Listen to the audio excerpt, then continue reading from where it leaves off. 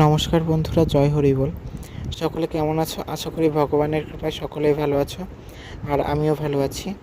এটা হলো উল্টো রথের দিনের মতি পাগলের বাড়ির মহোৎসবের অনুষ্ঠান। তো এটা যেহেতু উল্টো রথে হয়ে থাকে, তো প্রথমে আমি একটু তোমাদের সাথে রথের ভিডিওটা শেয়ার করলাম। তো আমি একটু মতি পাগলের সম্পর্কে বলি। মতি পাগলের বাড়ি হলো মালদা জেলার পার্বতীডাঙ্গাতে। তো তিনি হলেন পূর্ণব্রহ্ম শ্রী শ্রী হরিচাঁদ ঠাকুরের অন্যতম একজন ভক্ত ছিলেন। তিনি যা বলতেন তাই মিলে যেত। আর অনেক অলৌকিক লীলার কথাও আছে, যেগুলো আমি যদি পারি তোমাদের পরের কোনো ভিডিওতে বলবো। তো তার বাড়ির মহোৎসবের অনুষ্ঠান ছিল। তো এখানে এখন তোমরা রথের ভিডিও দেখছো, তো এখানে দেখতে পাচ্ছ পার্বতীডাঙ্গাতে যেহেতু হরিচাঁদ বাবারই বেশি পুজো হয়ে থাকে, তো সেখানে ডাংখা বাজানো হয়। তো রথেও দেখতে পাচ্ছ এখানে ডাংখা বাজানো হচ্ছিল, আর ছোট বড় সকলে মিলেই সেই আনন্দ অনুষ্ঠানে হয়েছিল। তো তোমরা সম্পূর্ণ ভিডিওটা দেখতে থাকো, আশা করি তোমাদের ভালো লাগবে।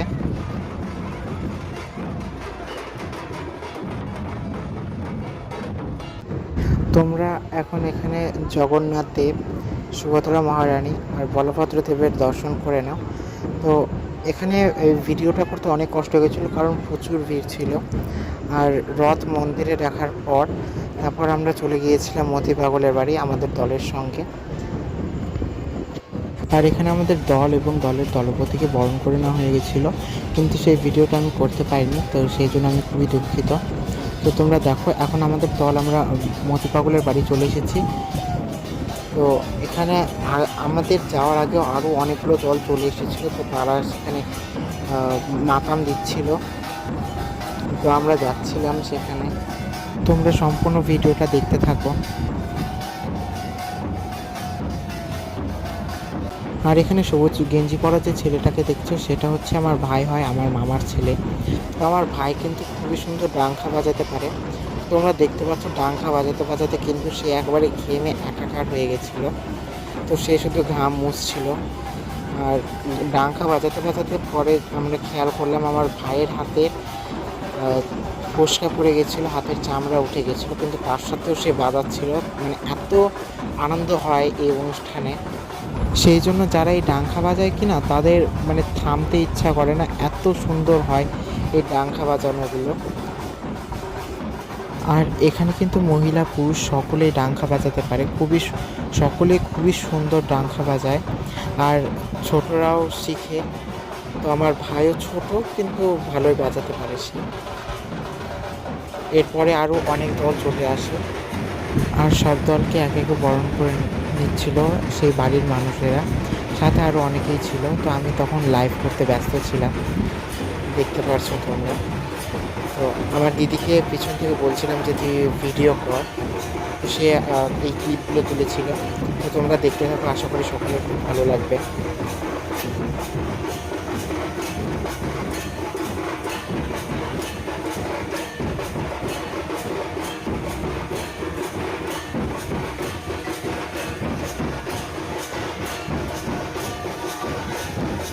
আর বন্ধুরা, আমি কিন্তু ভিডিওটা এখান থেকে ফাস্ট করে দিয়েছি, এছাড়া ভিডিওটা খুবই বড় হয়ে যেত।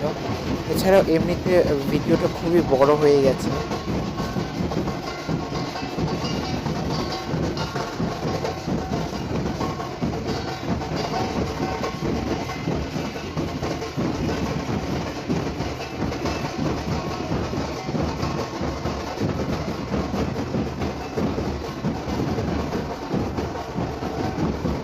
আর এখন এখানে সব দল একসঙ্গে মাতাম দিচ্ছিল। মাতামে কিন্তু খুবই মজা হয়, তো সকলে খুবই আনন্দ করছিল, নাচছিল প্রচুর।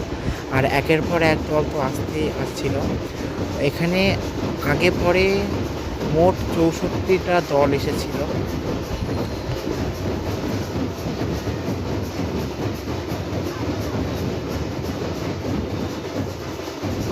আর এখানে মাতামের সময় কিন্তু কয়েকজনের পূর্ণব্রহ্ম শ্রী শ্রী হরিচাঁদ ঠাকুরের ঘর এসেছিল।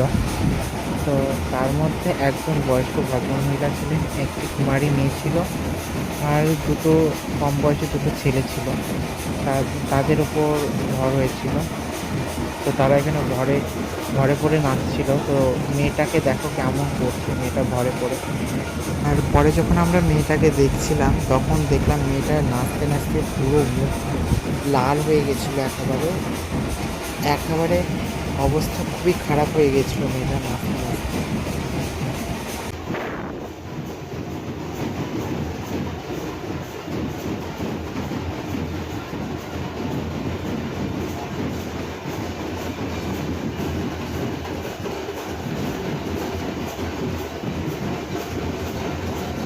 আর আমি আগে যেহেতু বললাম এখানে আগা পিছু করে 64টা দল এসেছিলো, তাই এক এক করে দল আসতে আসছিলো। তো তখনও দল এসেছিলো, তো সেই নিশানগুলো নিয়ে মন্দিরে রাখা হচ্ছিলো। তারপর হরিচাঁদ বাবার কাছে যে একটা লাঠি থাকে, তো সেটাকে কী বলে আমার ঠিক জানা নেই, তো সেই লাঠিগুলো নিয়ে বাবার পায়ের কাছে রাখা হচ্ছিলো।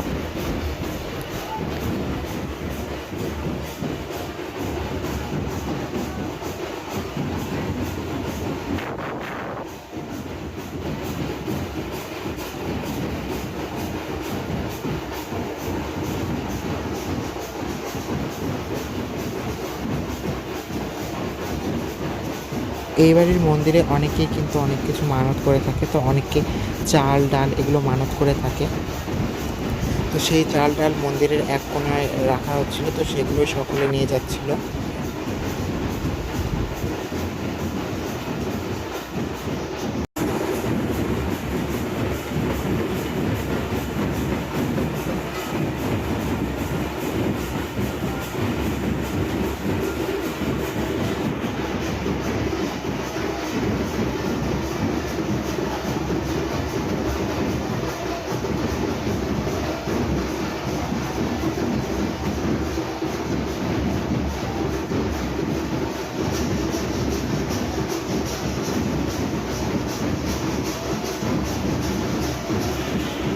আর এটা হচ্ছে প্রথম দিনের মহোৎসবে খাওয়ানোর ব্যবস্থা করা হয়েছিল সেখানে। তো ডাল ভাত নিরামিষ তরকারি খাওয়ানো হয়েছিল, আর এখানে হাজার হাজার ভক্তরা এসে প্রসাদ পেয়েছিল। তো সেটাই একটু আমি তুলেছিলাম, তো সেটাই তোমাদের সাথে শেয়ার করলাম। আর এটা হচ্ছে দ্বিতীয় দিনের অনুষ্ঠানের ভিডিও। এখানে হচ্ছে আজকে হরিসঙ্গীত গান গাওয়া হবে, পাগলের গান গাওয়া হবে, তারপর লাস্টে মাতান দিয়ে অনুষ্ঠানটা শেষ করা হবে। তো সেখানে গান হচ্ছিল, তো সেটাই আমি একটু তুলেছিলাম। তো তোমরা সম্পূর্ণ ভিডিওটা দেখতে থাকো, আশা করি তোমাদের ভালো লাগবে।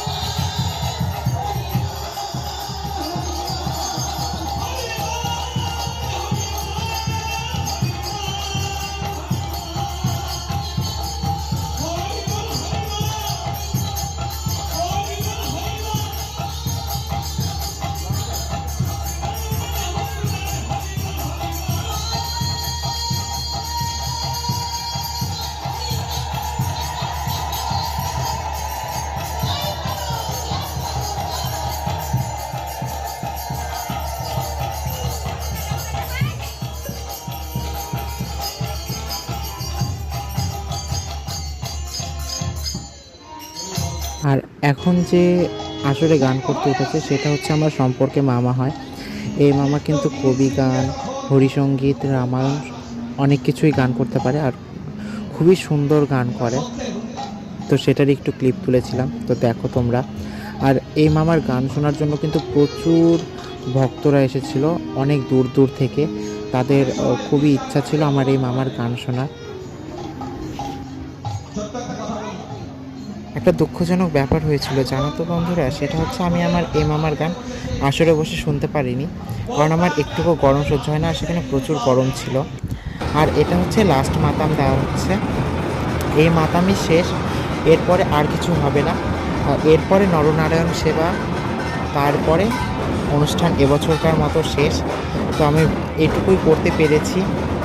তোমাদের যদি ভালো লাগে লাইক, কমেন্ট, সাবস্ক্রাইব করে দিও, সাথে একটু শেয়ার করে দিও। তো সকলে ভালো থেকো। আমার ভিডিওটা আমি এখানে রাখছি। জয় হরি বল। দেখা হচ্ছে পরের কোনো নতুন একটা ভিডিওতে।